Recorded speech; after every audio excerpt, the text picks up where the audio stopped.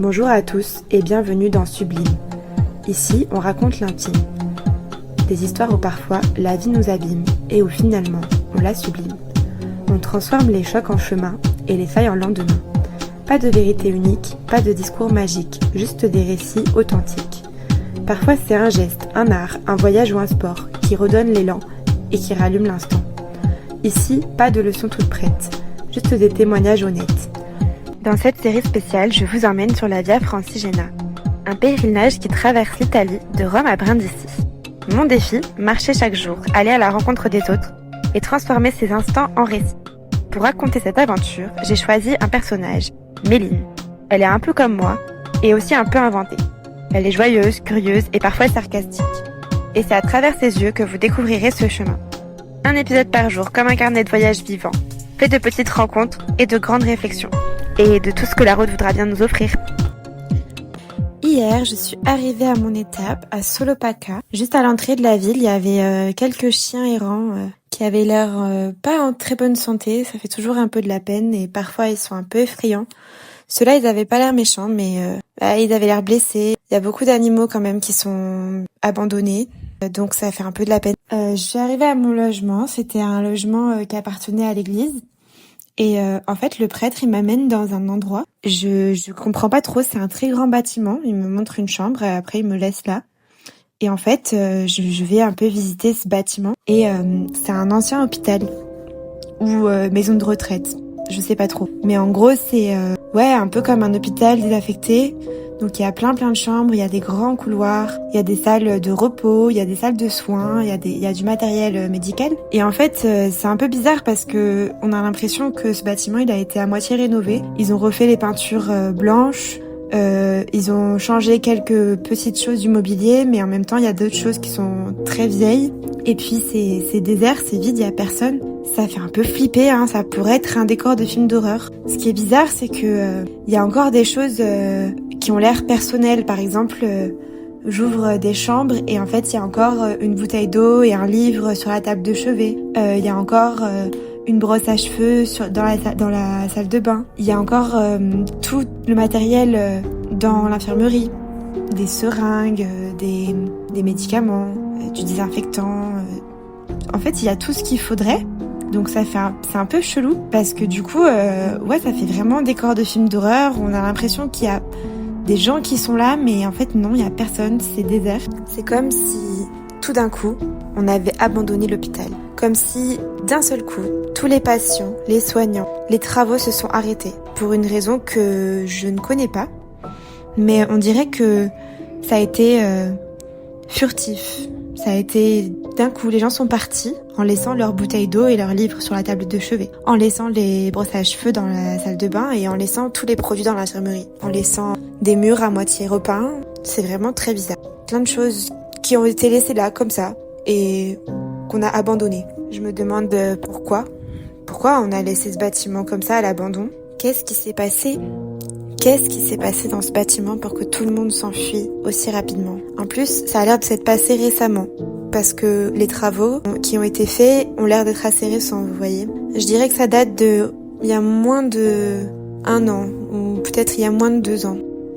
Alors que j'ai pris mon courage à 2 mains pour visiter cet hôpital, à chaque fois que j'ouvre une porte, je vous avoue que mon cœur se serre. Je me dis que je n'irai pas faire un tour la nuit, car c'est extrêmement flippant. En plus, comme je vous l'ai dit tout à l'heure, ça appartient à l'église. Donc il y a plein de signes religieux sur les murs, de statues du Christ, de croix, ce qui augmente l'ambiance film d'horreur du bâtiment. Et là, j'ouvre une porte qui grince un peu. Et là, je suis prise d'un sursaut parce que je vois quelque chose bouger. Heureusement, c'est juste une fenêtre qui était ouverte et un rideau qui bougeait. Mais qu'est-ce que ça m'a fait peur, je me suis dit vraiment l'ambiance de cet endroit est particulière. Bon, je n'aurai pas la réponse à ma question de toute façon. C'est original. Moi, ma chambre, elle est pas très propre, mais c'est semi-propre. Il y a un peu des traces bizarres dans la salle de bain, donc je vous avoue, j'ai nettoyé. J'ai piqué du désinfectant et j'ai tout nettoyé parce que ça me dégoûtait un petit peu. Le lit, par exemple, il est complètement neuf. Le matelas, il est tout neuf, tant mieux, parce que c'est le plus important pour moi. Mais c'est très bizarre tout ça. Enfin bref, voilà, je me douche, je pose mes affaires et puis je ressors pour aller faire quelques courses au supermarché. Et là, je rencontre le propriétaire du supermarché qui s'appelle Pasquale, qui est un Italien mais qui a vécu son enfance en Suisse et donc il parle très bien français. Et il a l'air très content de me voir. Et du coup, il me propose de prendre un verre avec lui. Donc, je lui dis d'accord, je prends un verre avec lui. Et avec Maurice qui est aussi là, qui nous a rejoints. Je lui pose quelques questions sur cet hôpital désaffecté dans lequel je dors. Il me dit qu'en effet, c'est un bâtiment qui appartient à l'église et qui a été abandonné. Et il reste évasif sur les circonstances. Je vois qu'il veut pas trop rentrer dans les détails et qu'il esquive un petit peu la question. Mais il me dit que malheureusement, il est plus occupé, mais que potentiellement, il y a peut-être des travaux qui vont reprendre. Bon, j'insiste pas. Et puis après, donc il nous raconte un peu sa vie, il nous explique que il a grandi en Suisse et qu'après il est reparti vivre en Italie parce qu'il a pas pu avoir les papiers qu'il lui fallait pour travailler en Suisse. Apparemment, c'est très compliqué. Et du coup, il est revenu travailler en Italie, mais que vraiment la Suisse lui manque énormément. Et puis il s'est marié, il a une femme, des enfants, et qu'il est heureux ici, mais il est toujours reparti faire ses vacances en Suisse et il est très nostalgique de la Suisse. Enfin voilà. Et puis il nous propose de prendre un café avec lui demain matin. Donc allez, on se dit pourquoi pas. On prendra le café avec lui demain matin avant de partir. Et tu prends directement la route là qui monte. Et puis ça va t'amener sur la route là, puis tu pars à gauche. Ça va arriver où te dit la truc. Magnifique. La route. Et Pasquale, merci beaucoup. Mais de rien. C'était super. Merci. Salut bien la Suisse. Ça marche. Bonjour, je suis Pascal Volpe, Pascalino pour les amis en Suisse. Ah ouais. Je vis en Italie, j'ai une petite supérette, comme vous appelez chez vous en France. Ouais. Donc un petit magasin d'alimentation avec des fruits et légumes, un petit peu de charcuterie, un petit peu de tout. T'es un peu tout le monde se rejoint chez toi, tu connais toute la ville. Le village est très petit. Alors mon village s'appelle Solopaca, on est 3800 habitants, mais on se connaît un petit peu tout le monde, tu vois, on se connaît tous. Donc oui, mais je suis pas le seul magasin qui est ici. Et puis je suis ravi. Amoureux de la Suisse dans le cœur. Ah oui, amoureux de la Suisse. Bon, je suis quand même italien, je suis content d'être italien, mais j'ai vécu en Suisse, donc j'apprécie beaucoup la mentalité suisse. J'ai eu la chance de vivre leur mentalité et tout. Donc j'apprécie aussi la cuisine suisse, enfin le fromage et le chocolat. Alors que tu viens en Italie, que la cuisine italienne quand même. Oui, puis j'aime aussi bien la cuisine italienne, hein. Et puis voilà, ça me fait plaisir de rencontrer des pèlerins comme vous qui font ce trajet. Ouais, et donc ça te rappelle un peu. Voilà, ça m'aide à ne pas perdre la langue, tu vois. Ah oui, donc, ça va, la langue tu maîtrises. Hein. Voilà, avec l'accent vaudois aussi, comme on dit toujours. Et puis bon, ça fait, je suis parti, j'avais 11 mois quand je suis allé en Suisse, je suis resté jusqu'à l'âge de 6 ans et demi. Ouais, t'as fait ton enfance après, là-bas. Voilà, j'allais en vacances chaque année après chez une famille de Suisse qui m'a élevé. Ouais. J'ai encore de la parenté là-bas. Et puis cette année, après 29 ans, je suis retourné en Suisse. Donc j'ai revu la Suisse, ça a beaucoup changé aussi, mais... Ça a été dur de revenir. Ça a été dur de revenir, mais la Suisse, c'est quand même la Suisse. C'est une nation très jolie, un paysage très joli. Même si nous, sur l'Opac aussi, on est dans la montagne, on n'est pas sur le bord de la mer, voilà. Donc c'est cool aussi. Qu'est-ce qui te rend heureux ici, quand même, si on doit dire un truc positif sur cette... Positif, c'est le climat, il fait toujours beau. Et voilà, quoi, c'est le climat, il fait toujours beau, les gens sont toujours contents.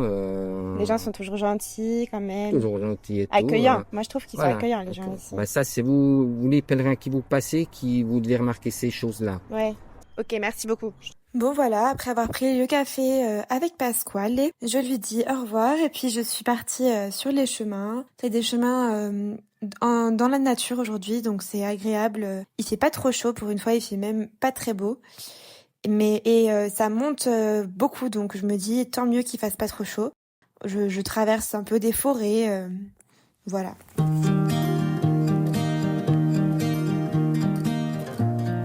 Je suis sortie de cette première forêt. Aujourd'hui, c'est une journée un peu difficile. Il n'y a pas une très grande distance. Il y a 18 km, il me semble. Mais en fait, c'est plus de 800 mètres de dénivelé. Et en fait, c'est des pentes assez raides, donc c'est assez intense quand même. En fait, on passe de l'autre côté de la montagne. On a 2 pics à passer. C'est pas des grandes montagnes, hein, mais quand même, ça monte bien. Il y a des belles pentes. Donc physiquement, c'est assez intense.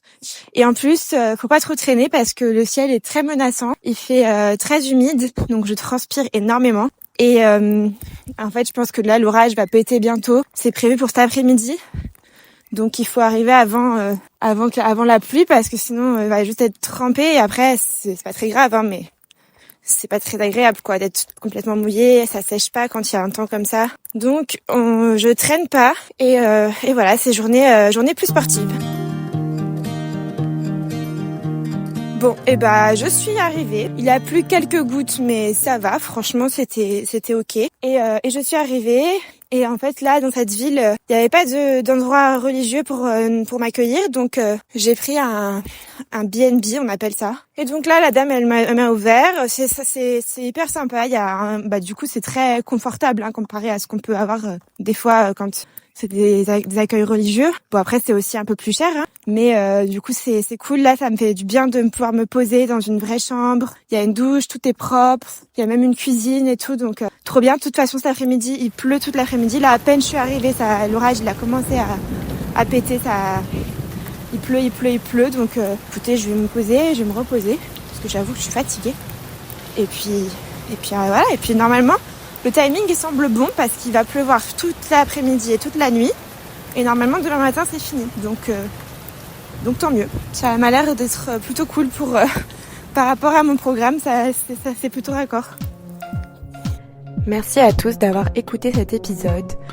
Si vous l'avez aimé et que cela vous a intéressé, n'hésitez pas à le partager. Et pour ne rien manquer de mes actualités et pour suivre la sortie de tous les nouveaux épisodes, n'hésitez pas à suivre mon compte Instagram @sublime-podcast-.